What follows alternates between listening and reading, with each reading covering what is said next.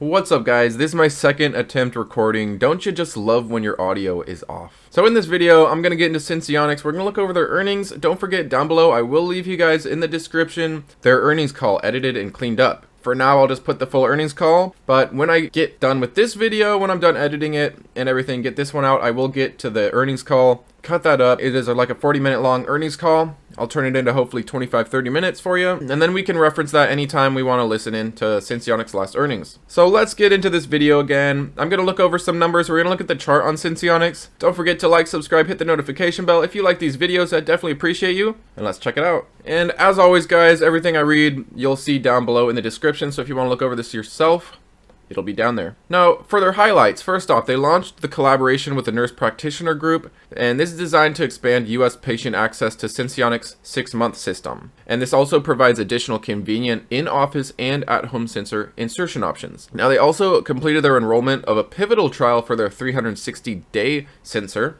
and submitted the IDE, or what's it called? Investigational device exemption, I think, for enrollment of a pediatric cohort of the enhanced study. Concluded the full transition to Eversense E3 globally, with our commercial partner Ascensia launching E3 in all planned global markets, and now E3 systems are being shipped globally. So this, we're going to look over the revenue here in a second. You'll see that overseas revenue actually came down, and I think this is why. They had this transition from the 90-day sensor to the 180-day. So there was probably a little bit of a time lapse there, a little bit of a a wait until they could switch over their product. So I am guessing that that's why their revenue overseas came down a little bit. Now, they also updated their national pricing for the longer term 6-month sensor, and they also did receive positive coverage decisions from Blue Cross Blue Shield of Florida and others, adding 5 million covered lives for the Eversense E3. They generated revenue of 4.6 million, and then we are going to get into splitting that in a second here and seeing where that revenue came from. But first, a quote by Tim Goodnow, the CEO, and what a great name. Having launched the partnership with the Nurse Practitioner Group to expand access with in-home and in-office insertion options, we continue to work with Ascensia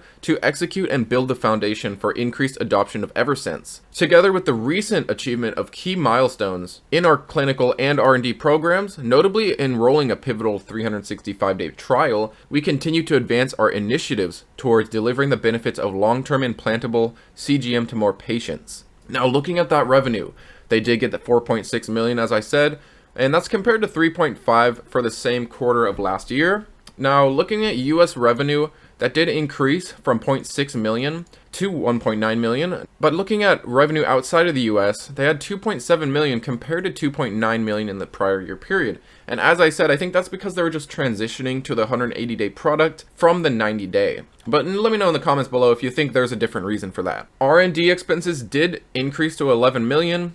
But SG&A decreased by 0.3 million down to 7.3 million. But if you think about it, I mean, their revenue doesn't even cover their SG&A, and they are definitely burning some cash here. And speaking of cash, they do have 163 million in cash. However, 103 million in debt. So they have about 63 million, give or take, in cash. And you'll see that today, I mean, earnings came out yesterday, but you'll see that today, it's continuing to sell off. But of course, the overall market is, so it's not just Senseonics necessarily, although their earnings is accelerating that drop today. And of course, after hours, they dropped a bit too. But now we're reaching this potential fear of getting under $1, and that just causes a whole nother bag of issues if they aren't able to comply. So if they do stay under $1 too long, there are potential delisting fears or potential reverse split coming. And one thing I wanted to show you here is, Senseonics only has a market cap of 500 million. And trust me when I say I'm not comparing them to Dexcom here, because Dexcom makes hundreds of million in revenue. Dexcom seems to be kind of all over the place. But looking at their market cap compared to Senseonics had 500 million. Dexcom's sitting at 44 billion.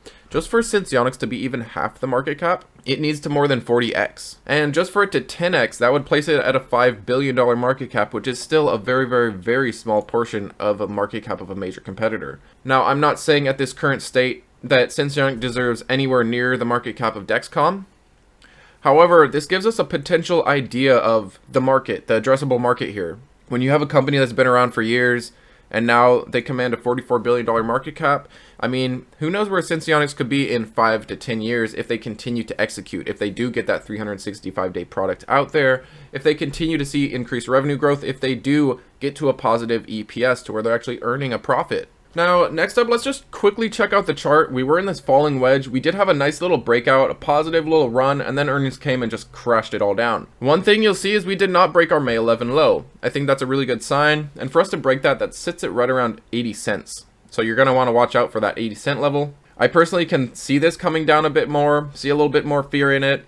And then, of course, then comes the delisting fear if it stays under $1 for an extended period of time. Now, with Senseonics, I'm definitely long-term on this. I think short-term, things aren't going to go too good. The Fed's still raising rates. Small caps are likely going to continue to kind of just chop around, go a little bit up, go a little bit down. But it is good to see that this hasn't broken its May 11 lows. However, it really isn't that far off. But saying that, you know, I'm a long-term investor on Senseonics. I do think it's worthy of a small position in my portfolio. And just remember, you know, companies like these aren't 100% certain. You know, the workhorses of the world, charge points even, the smaller caps that aren't making a profit yet. As time goes by and they continue to dwindle that cash, things get more and more risky, obviously. Now, I do believe that this will play out on the long term, and I have no problems with dollar cost averaging at this price. And we will see in a couple of years if that ends up playing out in my favor. But that's it for you guys. Just a quick little Senseonics earnings video. I will leave you guys the edited cut up version of it once I get it out there, once I get it finished and edited. And it will be down there below in the description, as well as some free stocks, free cryptos. Check out the Discord. I definitely appreciate you, and take it easy.